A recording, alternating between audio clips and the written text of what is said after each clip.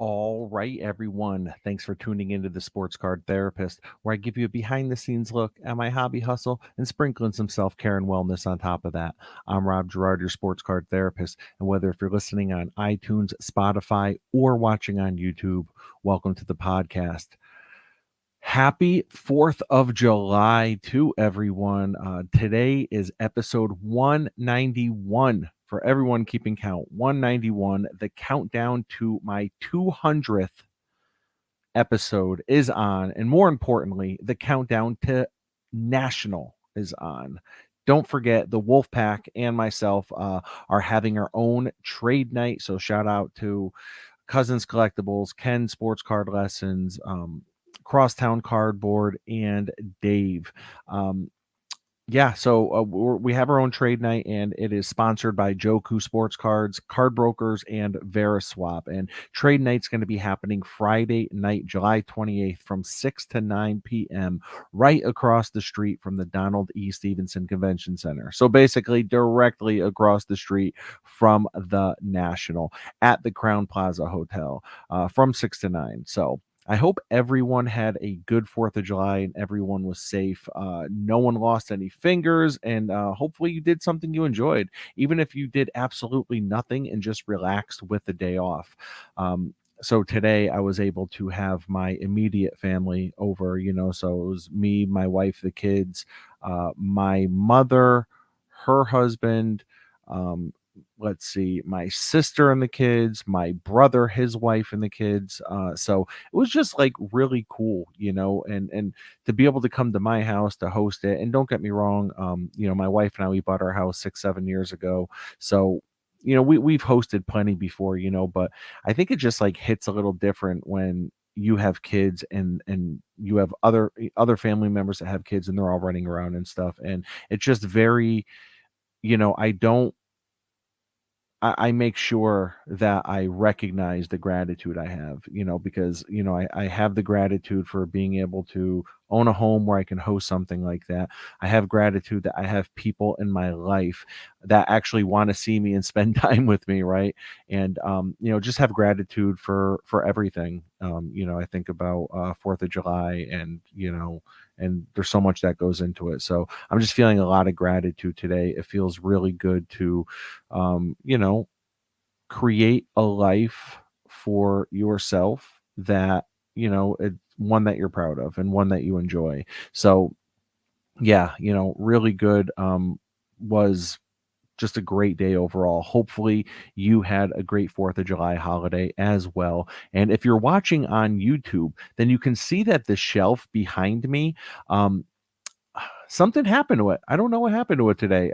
It happened at some point this afternoon, because this morning when I came in my office, everything was fine. And now the top shelf with all my cards on it just kind of like fell, and it's a big glass display case. So there's like two shelves of cards on top of another. It doesn't look like anything's broken, but I was like, I can fix it, but you know what? Who cares? So and if you're listening to this episode on the day it's been released, then you know that I'm going to be part of a big event, a big trade night. I'm going to have a showcase there with some other great names, great personalities in the hobby.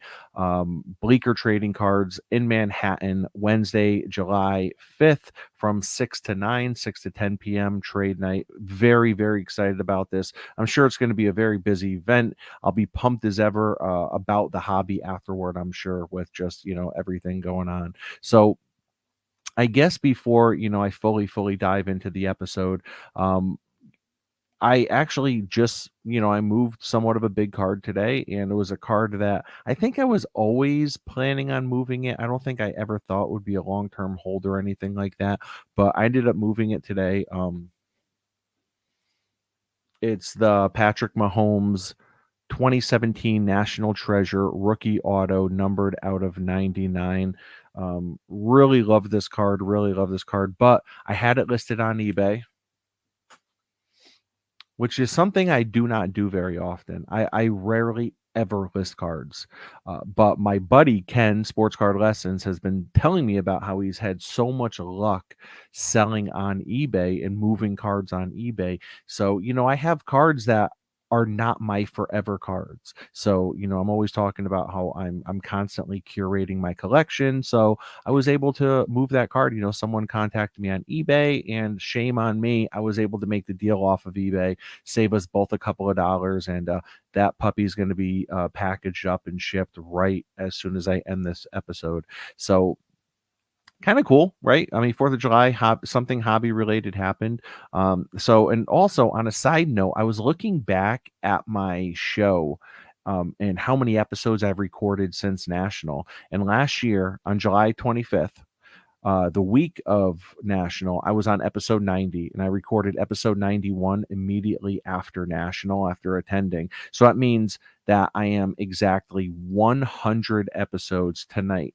This episode today is 100 episodes since the last National.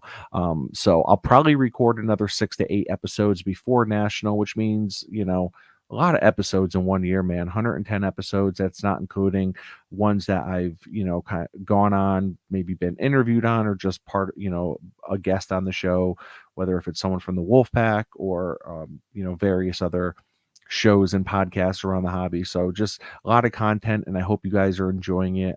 I try to remain as true to myself as possible. Never giving card advice. I'll just kind of say what's on my mind and say what I think about something, but that's really about it. So just want to say, thank you to everyone that has listened. Thank you to everyone that has consumed a show, a minute of an episode, whatever the case, whether if you're a day one listener or you're just discovering the show. Just want to say thank you. And I think that kind of goes back to the theme of gratitude, right? It feels like there is this theme of gratitude that I'm feeling, which is a good feeling to have.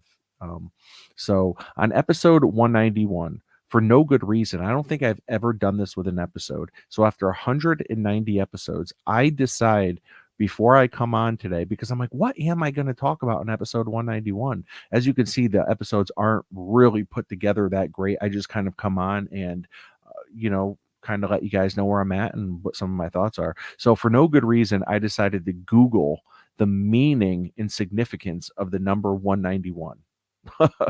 Of the number 191. And the first thing that came up is something that's called an angel number. So I guess, I mean, there's an angel number for everything. So if you Googled 63 angel number, I'm sure something would come up. I just happened to Google significance of the number 191, and this is what came up. So it says, the 191 angel number manifestation meaning suggests that your desires and your goals are beginning to manifest. So you should continue to trust in the universe and maintain a positive mindset. This number often indicates that you are on the right path and will begin to see positive changes and progress toward your goals. I mean, talk about pretty cool, right? And I think a lot of because I've talked about it on a lot of episodes, that I'm a pretty big fan of the law of attraction, positive thinking. I don't believe in blind positivity. However, I do believe in have like the whole glass half full mindset when it comes to not only the hobby, but really life in general. I've tried to always have that mindset. It just and that's why it carries over into the hobby, because that's just like who I am. I'm constantly giving people the benefit of the doubt. I'm like, someone could like screw me over, or someone could just be a complete jerk to me in real life, right? In a real life situation. And I'm like, they're probably having a bad day. They probably didn't mean it that way. I'm probably overreacting. You know what? It is what it is, So, I don't know. I just thought that, it was pretty cool. And, I guess that's it. So getting into this topic, right? So the topic today is I'm actually looking right now on the screen to see what the topic to see what I called it, actually, because I actually changed it right before I came on. I changed the title. So it's trends I'm observing. Trends I'm observing. So really, I'm just going to talk about some things I'm observing, and I'm going to tell you about where this thought process came from. So In this hobby, we begin, friendships with people who we don't know. However, over the course of weeks, months, years, we get to know these people on a personal level, right? And one guy who I've gotten to know is Michael Golden. Michael Golden, he's on Instagram. I don't know his Instagram off the top of my head. So what I'm going to do is I'm going to just talk for like 10 seconds real quick just to fill time because I want to look him up and be able to shout out what his exact Instagram is. So it is Michael Golden Music. So he's a musician, Michael Golden Music. Um, and there's underscores in between each word, Michael Golden Music.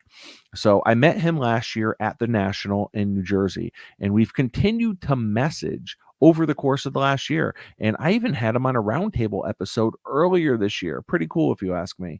So I get a message from Michael Golden the other day, and here's what it said. He said, hey, Robbo, I was thinking about the message you sent me the other day. Are there changes you've noticed in the online hobby the past few months? I've been considerably less active since maybe April, and I'm curious. Sending you the best, MG. So, by the way, Michael has some of the best sports card and sports nostalgia music out there, if you ask me. And I know that there's a few other artists that do different genres of music, card related and whatnot. But I don't even know what you would call Michael Golden genre. I think it's almost like slow, soft rock, or maybe like folk music. So, Michael, don't kill me. I have no idea what you classify it, and I'm going to be playing one of his songs actually at the end of this episode, but only on the podcast version, not on YouTube version, guys. Sorry about that. So back to Michael's question, right? He says, I'll read it again. He said, are there changes you've noticed in the online hobby the past few months? I've been considerably less active since maybe April, and I'm curious. Sending you the best. So I don't know if I'm going to directly address the online hobby part, but it got me thinking about just the hobby in general, right? And I'll break down a little bit of what I said after I tell you what my response to him was. So I'm going to tell you verbatim what my response to him was. And usually when people message me, I try to keep it short. I usually try to keep it short with people, but I just kept on getting thoughts and kept on firing off messages to him. So I said, I've definitely noticed less activity on my Instagram feed. I think we are all continuing to see people phase out of sports cards. And to be honest, I'm all for it. The last 3 years has caused me to really put into perspective cards that I hope to obtain one day. Grail cards.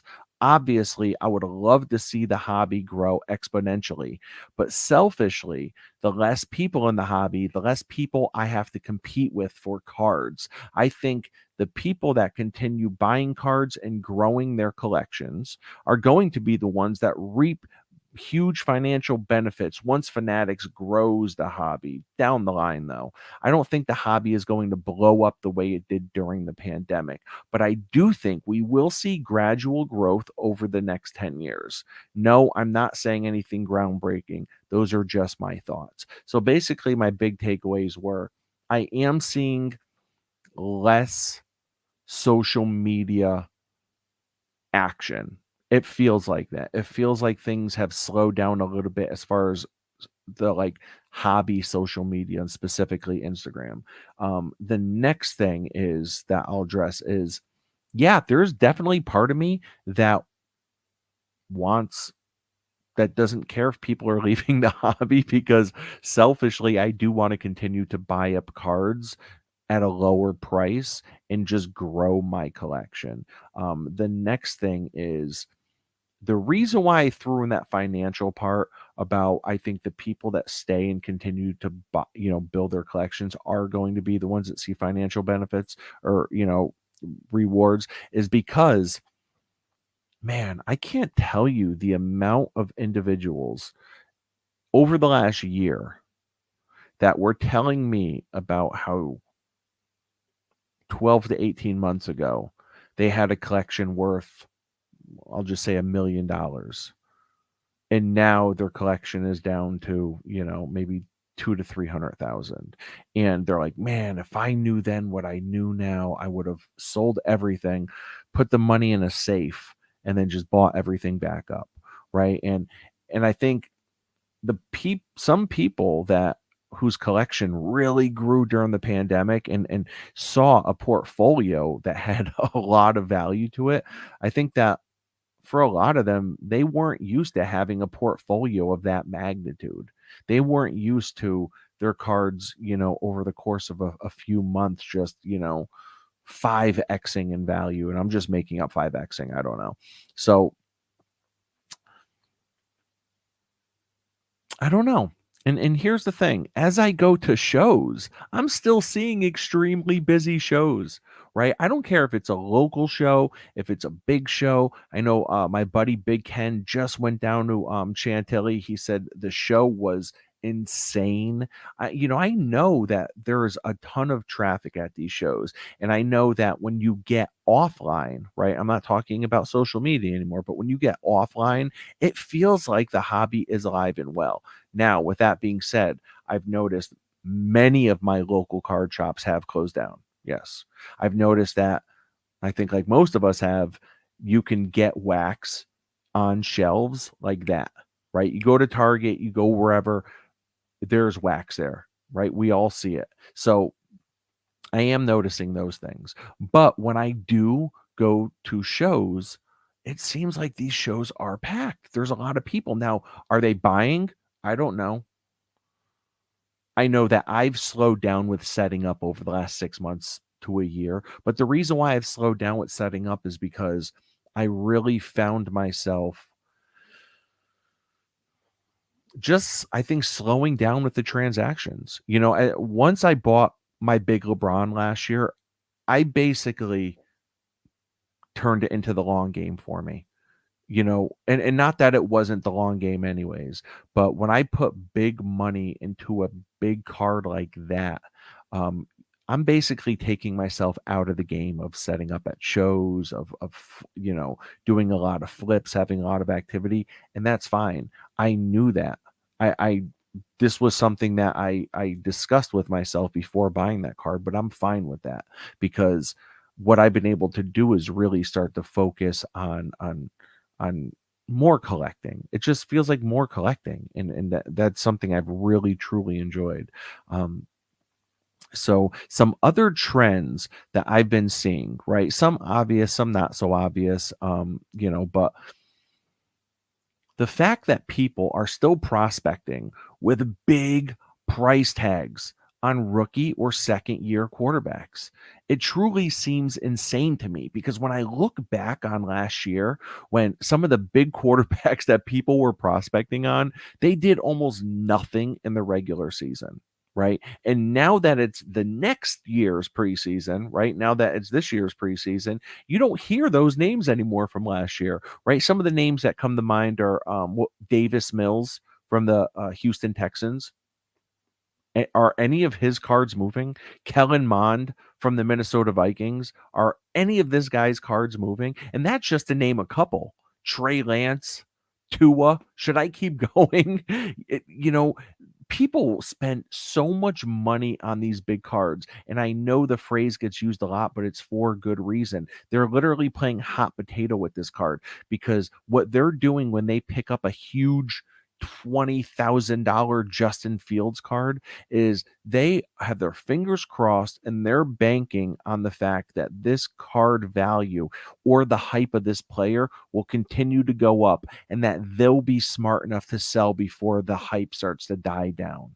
They're confident and hopeful in the fact that they're not going to be the one that loses money on that card, right? So now we have a whole new crop of quarterbacks that are completely unproven that are going for astronomical numbers. And I might sound like an old head right now, but in my mind, why not just take that money and put it into some players, GOAT players, greatest of all time players, legends, some retired GOAT players. You won't have to worry about them going out and blowing their ACL or having a dreadful season. Oh, I know why people aren't doing that. It's because there's a section of the hobby that loves to gamble. They are addicted to gambling. And even though buying into a box break and prospecting on a quarterback is not the same thing, I put them in the same category. gambling. And that's a trend I've continued to notice. People buying up these unproven quarterbacks who I can't even tell you what their names are right now. I know the Atlanta Falcons quarterback, the Washington Redskins quarterback. There's a handful of these guys. So I'm like, I have no idea who they are. Are they going to do anything? Are they going to be starting even by week 6? Are they going to have the plug pulled on them already and now they're going to be the backup? Or are they not even going to be named the starter for the season and they're just going to be out? The same way Jordan Love, when people were on fire about Jordan Love 3 years ago, the guy still hasn't started an NFL game for the Packers. You know what I mean? And now that he finally is, no one's even talking about him. So gambling. So a less obvious thing that I've been seeing, and maybe this doesn't connect so much with modern or super modern collectors, but what I'm seeing are a lot of vintage collectors are buying the card and not the grade. And I know that astute vintage collectors have been doing this for years, but it seems like this entire concept has really hit the mainstream collecting pretty recently. And it makes me wonder why. Why does the grade of a PSA 7 not matter nearly as much as eye appeal? Is it because in the back of people's minds, people are realizing that PSA grades will mean less and less as time goes on? Do collectors just realize that most graders actually get the grade wrong? I don't know. All I know is that the vintage collector has gotten much smarter over the last 5 years. So, I guess to wrap it up, in terms of the law of attraction or what's on my want list for national, I'd really love to pick up some more Mickey Mantle on card autos of playing year cards. And I actually have a couple with me right now to show. They're cards that I've really enjoyed owning. I love them. I love what they've done to my collection and to the feel of it, to the vibe of it, to everything.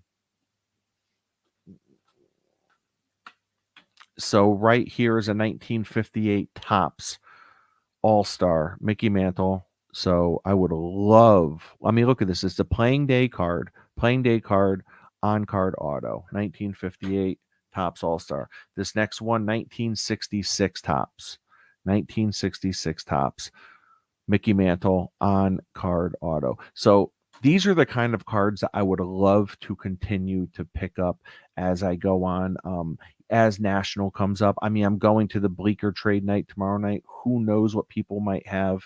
But I think thinking about episode 191, thinking about the law of attraction, thinking about putting good vibes, putting good energy out into the universe.